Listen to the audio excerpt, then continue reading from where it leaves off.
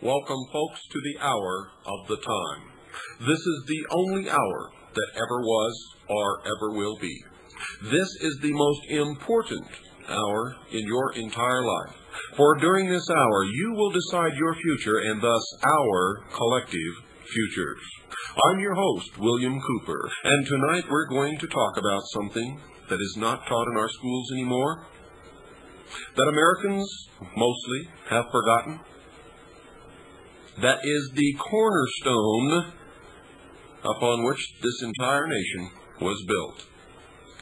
If you don't understand what you're going to hear on this program, then you don't understand our founding fathers, the ideals and principles that this nation was founded upon. Indeed, if you don't understand what you're going to hear tonight on this program, then you really don't know anything about this nation called the United States of America. Tonight's show, folks, is dedicated, sincerely, to all of those people who understand that eternal vigilance and sometimes great personal sacrifice is still the price of freedom. And that without the vigorous pursuit of this individual responsibility of citizenship, even Americans will not forever remain a free people. It is also dedicated to all of those citizens who have not yet considered these things in the hope that they will be inspired. I firmly believe that any man or woman without principles that they are ready and willing to die for at any given moment that such sacrifice is required are already dead and are of no use or consequence to anyone. This country was founded upon a great idea which we are going to discuss a little later in this program. That great idea was the motivation for the writing of the Declaration of Independence and for the formation of the Constitution of the United States of America, and then later the first 10 amendments to that Constitution, which are known as the Bill of Rights. The story of our Constitution is a story about freedom, especially individual freedom. It is a story, folks, to remind us of how a great people struggled and sacrificed to set themselves free from the tyranny of excessive government.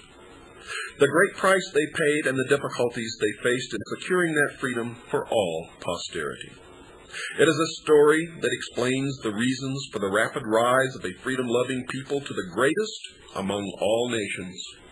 A rise made possible because the people were, indeed, free to create it. Finally, it is the story of how some of those freedoms eventually began to slip away, very slowly and subtly, of how the citizens' sensitivity to those lost freedoms became dulled, of how we began to change our ideas about liberty of the individual versus a powerful central government, and of how we lost our understanding of the Founding Fathers' ideas on liberty. Because somebody forgot to teach us these things in the homes, the churches, the public schools, and colleges. While I cannot here make up for the educational void, folks, I do hope to help generate special interest in our Constitution during this program and the programs to follow over the months and hopefully years. I have attempted to identify can talk and write about the major philosophical concepts underlying our Constitution and the great principles included in it. Where these great ideas came from and how they were formulated into what Sir William Gladstone, the eminent English statesman, has called, quote, the most wonderful work ever struck off at a given time by the brain and purpose of man, unquote. Our Constitution is ageless because it is a living Constitution. It is not just some old document struck off 200 years ago by doting old men who don't understand the problems of the modern world. For those men understood and knew that they could not foresee all of the problems and all of the possibilities of such a great people for the future. So they included within the document its ageless properties, its very life, the ability for it to outlive them and their posterity, and indeed live forever. For within the document itself are the means with which to amend it, according to the procedures, and only those procedures outlined within the Constitution. And they created these procedures within the document to be slow acting, so that no change could be brought about at the spur of the moment through emotional distress or through error. And that no small body called Congress could bring about these changes on their own, and no executive or judicial branch could do it on their own. But it had to have the consideration and the consent of the whole people. The whole people. For our forefathers, the founders of this great nation, would only trust their liberties to the whole people. It all started with the Declaration of Independence. John Adams said this in 1781. This immortal declaration of the 4th of July, 1776, was not the effect of any sudden passion or enthusiasm, but a measure which had long been in deliberation among the people, maturely discussed in some hundreds of popular assemblies and by public writings in all the states. It was a measure which Congress, Continental, did not adopt until they had received the positive instructions of their constituents in all the states. It was then unanimously adopted by Congress, subscribed by all its members, transmitted to the assemblies of the several states, and by them respectively accepted, ratified, and recorded among their archives, so that no decree, edict, statute, placard, or fundamental law of any nation was ever made with more solemnity, or with more unanimity, or cordiality adopted as the act and consent of the whole people than this.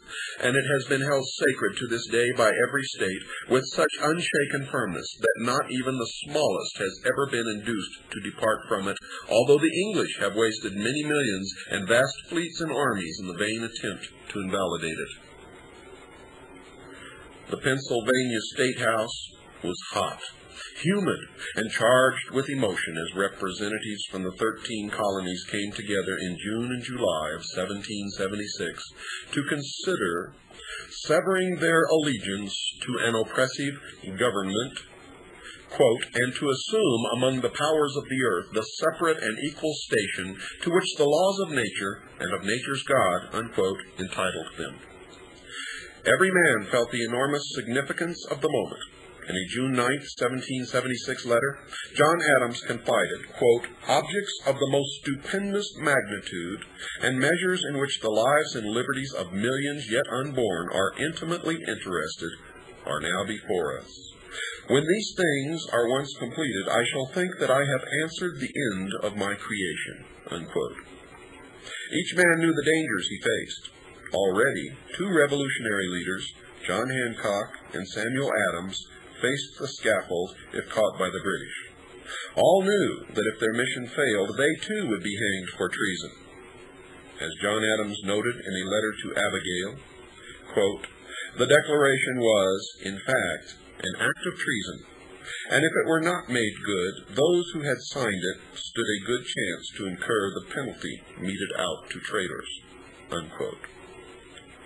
But the signers of the Declaration of Independence were not rabble-rousers. They were responsible leaders from the 13 colonies, men of vision, men of high standing in their communities. 25 were lawyers or jurists, 11 were merchants, 9 were farmers or large plantation owners, and there were also doctors and educators. A war was already in progress as they gathered in the Pennsylvania State House in a sweltering room with doors and windows tightly shut and pledged their lives, their fortunes, and risked conviction for treason in order to gain liberty for themselves and posterity. They formed a committee on June 11th to draw up a declaration. The members of this committee were John Adams, Benjamin Franklin, Thomas Jefferson, Roger Sherman, and Robert Livingston. Jefferson, whose writing skills were acknowledged by the other committee members, was chosen to draft the Declaration. Looking back on the event in 1825, Jefferson recalled that their purpose had been to provide, quote, "an appeal to the tribunal of the world," unquote. This, he said, was the object of the Declaration of Independence, not to find out new principles or new arguments, not merely to say things which had never been said before, but to place before mankind the common sense of the subject, in terms so plain and firm as to command their assent and to justify ourselves in the independent stand we are compelled to take. In other words, he explained, it was intended to be an expression of the American mind. All its authority rests then on the harmonizing sentiments of the day, expressed in conversation, in letters, printed essays, and in the books of public right, such as Aristotle, Cicero, Locke, Sidney, and company, etc. Now, on July 3rd, the Declaration was almost ready. Jefferson had completed a second draft, and only a few minor alterations were needed. Decision on the final wording was near. One delegate, Caesar Rodney, who had gone back to Delaware on an important errand, was summoned for the vote. Suffering from an advanced case of facial cancer, he nevertheless rode horseback all night in the rain, arriving late in the morning for the crucial decision. There was heated debate, because not everyone was convinced that the time had come for a formal severance of all ties with the mother country. John Dickinson spoke eloquently and persuasively of the need for restraint, warning of the calamities that might follow should they fail. The delegates were wavering, when Edward Rutledge prevailed upon John Adams to speak out in support of independence. Adams rose to the occasion, making an impassioned appeal to reason that restored the resolve of the representatives to risk all they possessed in support of independence. Making no false claims, Adams spoke with candor and told the members, quote, "If you imagine that I expect this declaration will ward off calamities, you are mistaken. A bloody conflict we are destined to endure," unquote. The mission was accomplished, and what was to become the greatest nation in the history of the world came into being. The spirit of liberty, which had taken root on American soil more than 150 years earlier and had flourished in the American mind, had now expressed itself to the world in writing. Adopted on July 4th, 1776, the Declaration of Independence became the fundamental statement of the basic principles and timeless truths upon which the nation was to be established. 11 years later, the framers of the Constitution of the United States of America would, by that document, establish a new government upon the principles set forth in the Declaration. By doing so, they would translate the philosophy of the Declaration into a constitutional structuring of a government of limited powers, based upon the consent of the governed, designed to secure the individual's Creator-endowed rights of life, liberty, and the pursuit of happiness. When the Declaration was signed, William Ellery of Rhode Island stood where he could watch each man affix his signature. Quote,